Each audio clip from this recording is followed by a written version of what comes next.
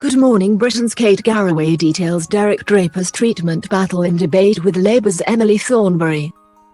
Kate Garraway has detailed her seriously ill husband Derek Draper's hospital treatment at the height of the Covid crisis in a discussion with Labour MP Emily Thornberry on Thursday's Good Morning Britain. The former Labour spin doctor is one of the UK's longest-suffering patients of Covid. The 55-year-old first became ill in March 2020 and spent 13 months in hospital before finally being allowed to return home, where he receives round-the-clock care.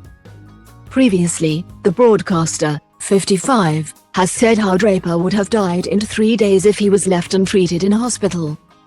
The former I'm a Celeb star was joined on Thursday's GMB by Shadow Attorney General MP Emily Thornberry, where the pair debated the use of private hospitals by the NHS against a backdrop of strike action and overflowing hospitals. Ms. Thornberry denied suggestions this was the beginning of privatisation of the NHS. Sharing her experience, Garraway became emotional when she explained how her husband had initially been treated in a private hospital under the care of the NHS throughout the pandemic, as there was no space in an NHS hospital. She said, at that time, in effect, everything was nationalised.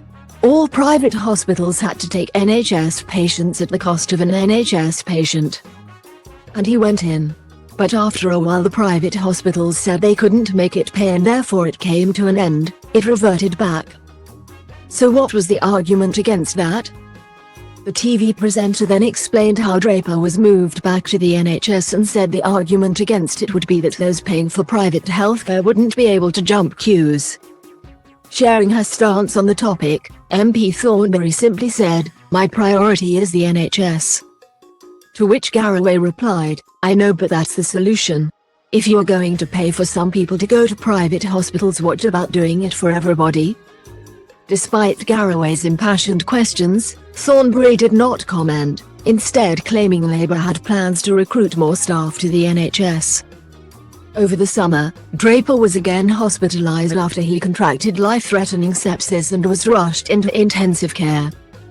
In December, the ITV star said that there is no endpoint to his care and explained that her new normal can be exhausting for those around her.